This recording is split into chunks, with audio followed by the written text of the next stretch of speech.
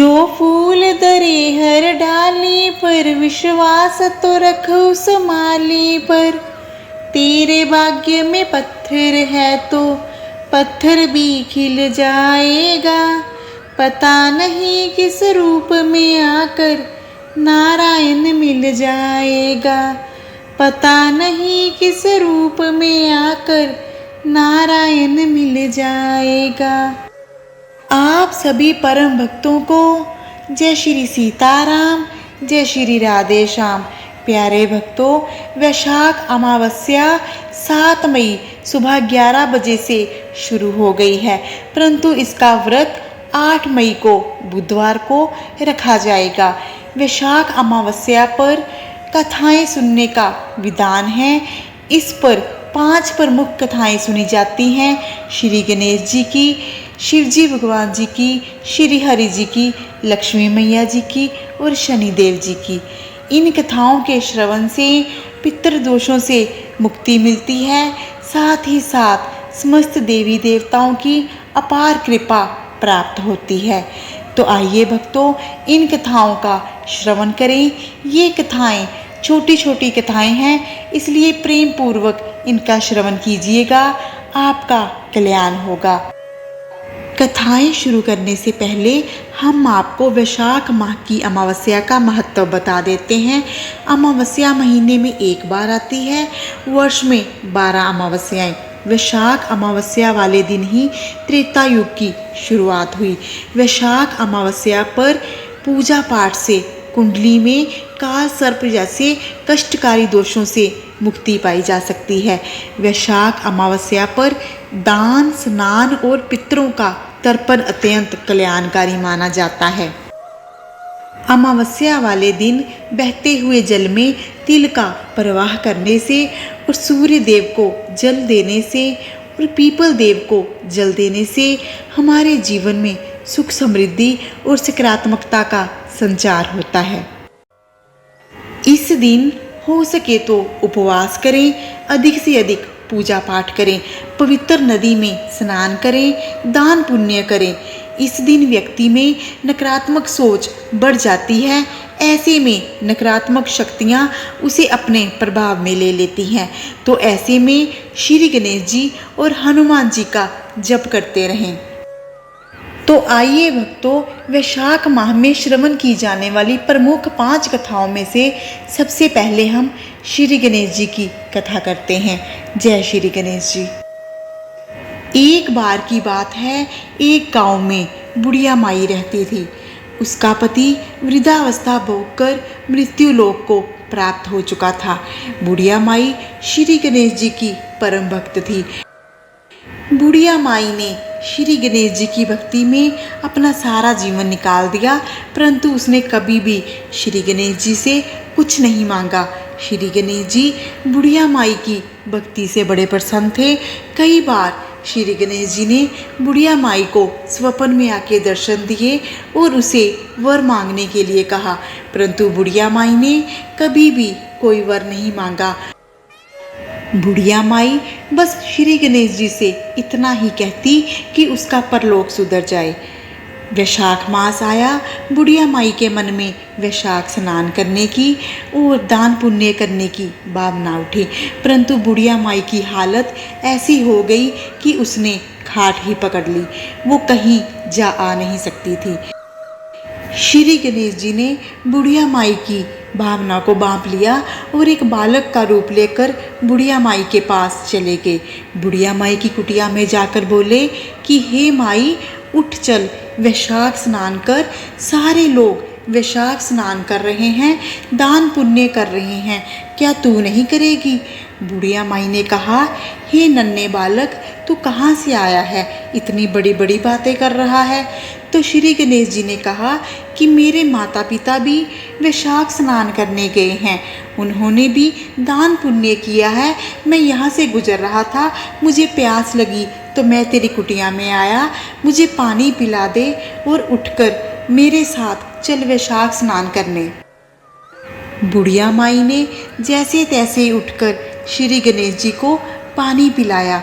श्री गणेश जी बोले, माई, तूने मेरी प्यास को शांत किया है।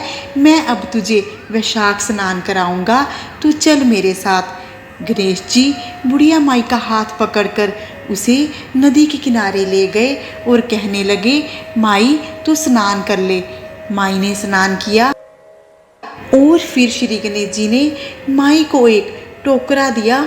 उसमें वस्त्र, अन्न, फल, बर्तन और सोने चांदी की वस्तुएं थी।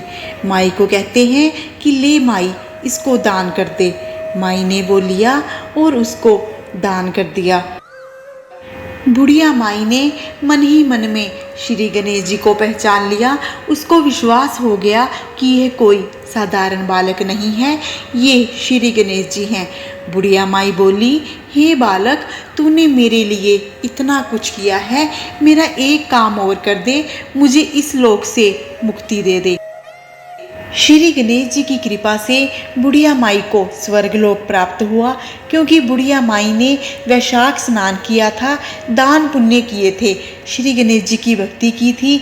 इसके फलस्वरूप बुढ़िया माई को स्वर्गलोक में उसके पति का साथ मिला। वो दोनों स्वर्गलोक में एक साथ रहने लगे। जय श्री गणेश जी की। श्री गणेश जी की कथा समाप्त हुई। अब हम श्री हरि विष्णु जी की कथा करेंगे। बहुत समय पहले की बात है। धर्मवरन नाम के एक ब्राह्मण थे। वह ब्राह्मण बेहद ही धार्मिक प्रवृत्ति के थे। वो हमेशा व्रत उपवास करते रहते। वह ऋषि मुनियों का आदर करते और उनसे ज्ञान ग्रहण करते। एक बार उन्होंने किसी महात्मा के मुख से सुना कि कलयुग में भगवान विष्णु जी के नाम के स्मरण से अधिक पुण्य किसी भी कार्य में नहीं है। अन्य युगों में जो पुण्य यज्ञ करने से प्राप्त होता था, उससे कहीं अधिक पुण्य फल इस घोर कलयुग में भगवान श्री हरि जी का नाम सिमरन करने से मिल जाता है। धर्मवरन ने इस बात को आत्मसात कर लिया और संसारिक जीवन छोड़कर संन्यास लेकर भ्रमण करने लगे। एक दिन घूमते घूमते वो पितृलोक जा पहुँचे। वहाँ उन्होंने देखा कि उनके पितर बहुत कष्ट में हैं। पितरों ने ब्राह्मण को बताया कि उनकी ऐसी हालत तुम्हारे संन्यास के कारण हुई है, क्योंकि अब उनके लिए पिंडदान करने वाला कोई शेष नहीं है। अगर तुम वापस जाकर अपने गृहस्थ जीवन की शुरुआत करो, संतान उत्पन्न करो, तो हमें इस कष्ट से राहत प्रदान हो सकती है। इसके साथ ही उन्होंने ये भी बताया कि वैशाख अमावस्या के दिन विधि विधान से पिंडदान करो। पितरों की बात सुनने के बाद धर्मवरन ने वचन दिया कि वह उनकी अपेक्षाओं को अवश्य पूर्ण करेंगे। इसके बाद धर्मवरन ने अपना सन्यासी जीवन छोड़ दिया और पुनः संसारिक जीवन को अपना लिया और पितृ वैशाख अमावस्या की तिथि को विधि विधान से पिंडदान किया और अपने पितरों को मुक्ति दिलाई। जय श्री हरि विष्णु जी की। श्री हरि विष्णु जी की कथा समाप्त हुई। अब हम भोलेनाथ जी की कथा करेंगे। पौराणिक कथा के अनुसार एक राज्य में एक गरीब ब्राह्मण रहता है। पैसों की कमी के कारण उसकी पुत्री का विवाह नहीं हो पा रहा था। अपनी गरीबी से परेशान होकर एक दिन ब्राह्मण दंपति ने एक साधु से उपाय पूछा, तो साधु महात्मा जी ने बताया कि पास के गांव में एक धोबिन है जो अपने बेटे और बहू के साथ रहती है। यदि आपकी बेटी उस धोबिन की सेवा करे तो धोबिन खुश होकर उसे अपनी मांग का सिंदूर दे देगी, जिससे कन्या का विवाह तय हो जाएगा। ये सुनकर कन्या धोबिन के घर जाकर सारा काम करने लगी और इसका पता धोबिन व उसकी बहू को नहीं चला। धोबिन भोलेनाथ की भक्त थी। वो भोलेनाथ की पूजा अर्चना करती थी, उपवास रखती थी। एक दिन धोबिन ने अपनी बहू से पूछा कि तुम इतना सारा काम इतनी जल्दी कैसे कर लेती हो? तो बहू बोली, मुझे लगा कि आप ये सारा काम करती हैं। धोबिन चौंक गई और उसने नज़र रखना शुरू किया। धोबिन ने जब सुबह उठकर देखा तो एक कन्या चुपचाप उसके घर का सारा काम कर रही थी। कई दिनों तक ऐसा चलता रहा। एक दिन धोबिन ने कन्या से इसका कारण पूछा। कन्या ने साधु द्वारा कही सारी बात धोबिन को बता दी। उसकी बात सुनकर धोबिन ने कहा कि तुम भी शिवजी महाराज जी का व्रत करो, और धोबिन ने साथ ही अपनी मांग का सिंदूर उसे दे दिया। कन्या ने शिवजी भगवान जी का व्रत करना शुरू कर दिया, परंतु धोबिन का पति बीमार पड़ गया और कुछ दिनों के बाद उसकी मृत्यु हो गई। जब कन्या को धोबिन के पति की मृत्यु के बारे में पता लगा तो उसे दुख हुआ। कन्या ने घर से निकलकर एक पीपल के पेड़ के पास पहुंचकर 108 ईंटों के टुकड़े लिए और उन टुकड़ों को 108 बार परिक्रमा करके एक एक बार फेंकने लगी। कन्या के ऐसा करने से धोबिन का पति जीवित हो गया। शिवजी महाराज जी का व्रत करने के कारण और पीपल के पेड़ की पूजा करने के कारण कन्या को शुभ फल की प्राप्ति हुई। शिवजी महाराज जी की पौराणिक कथा समाप्त हुई। अब हम माँ लक्ष्मी जी की अमावस्या की कथा करेंगे। एक बार माँ लक्ष्मी जी अमावस्या तिथि को विचरण कर रही थी, तभी वह रास्ता भूल गई। हर ओर घोर अंधेरा था। पृथ्वी लोक पर हर कोई सो रहा था। घर के दरवाजे बंद थे। माता लक्ष्मी जी भ्रमण करते हुए एक वृद्ध महिला के घर पहुंची जो चरखा चला रही थी। उसने माता लक्ष्मी जी के विश्राम करने के लिए बिस्तर आदि की व्यवस्था की, जहाँ पर माँ लक्ष्मी जी ने विश्राम किया। इस दौरान वह वृद्धा अपने काम में व्यस्त रही। काम करते करते वह सो गई। जब उसकी आँख खुली तो उसने देखा उसकी कुटिया की जगह महल बना हुआ है। उसके घर में धन धान्य के साथ सब कुछ था, किसी चीज़ की कमी नहीं थी। माता लक्ष्मी जी वहाँ से कब चली गई थी उस वृद्ध महिला को पता ही नहीं चला। माता लक्ष्मी जी उस महिला की सेवा से प्रसन्न होकर उस पर कृपा करती हैं। बुढ़िया अपना जीवन माँ लक्ष्मी जी की कृपा से खुशी खुशी जीकर मृत्यु के उपरांत स्वर्ग लोक को पधार जाती है। जय माँ लक्ष्मी जी की। माँ लक्ष्मी जी की कथा समाप्त हुई। अब हम शनिदेव महाराज जी की कथा करेंगे। शनिदेव जी की पूजा अमावस्या के दिन अति आवश्यक होती है। इससे हमें साढ़े सती के दोषों से छुटकारा मिलता है और शनिदेव जी की कृपा से अपार सुख सौभाग्य की प्राप्ति होती है। जय शनिदेव महाराज जी की। सूर्य भगवान की दो पत्नियां थी, संज्ञा और छाया। संज्ञा भगवान विश्वकर्मा जी की पुत्री थी। जब संज्ञा जी का विवाह सूर्य देव जी से हुआ तो वह सूर्य देव जी के तेज को सहन नहीं कर पा रही थी। इससे परेशान होकर एक दिन देवी संज्ञा जी ने अपने प्रतिरूप छाया को उत्पन्न किया और उसे अपनी जगह रहने के लिए कह दिया। छाया सूर्य देव जी की पत्नी बनकर रहने लगी। देवी संज्ञा धरती पर रहने लगी। एक दिन जब सूर्य देव छाया जी के पास संतान प्राप्ति की इच्छा से आए तो उनके तेज को देखकर छाया जी का रंग काला पड़ गया और वह गर्भवती हो गई। छाया जी के पुत्र के रूप में भगवान शनिदेव जी का जन्म हुआ। जिस दिन शनिदेव जी का जन्म हुआ उस दिन शनिवार और अमावस्या तिथि थी, इसलिए शनि अमावस्या का धार्मिक दृष्टि से विशेष महत्व माना जाता है।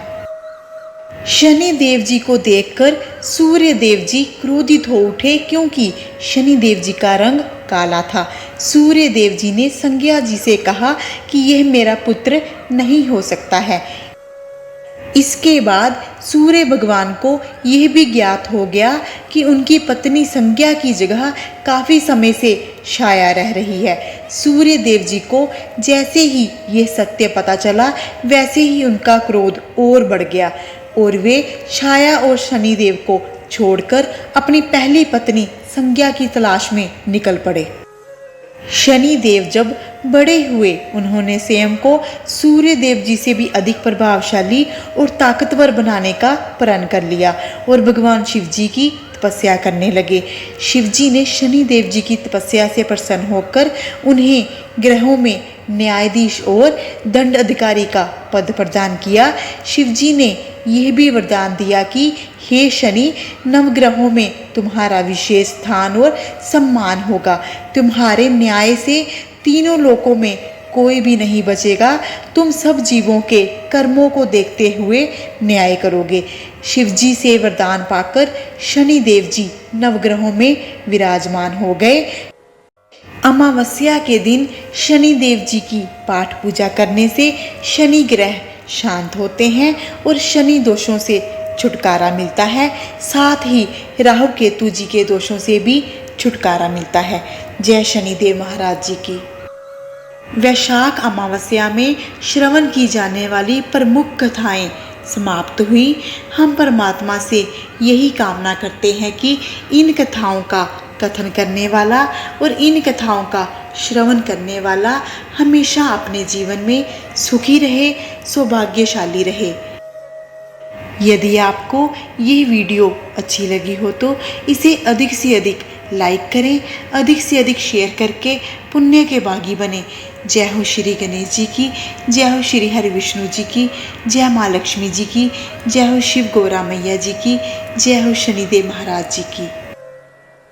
मिलते हैं अगली वीडियो के साथ। अपना ध्यान रखें, खुश रहें, सुखी रहें।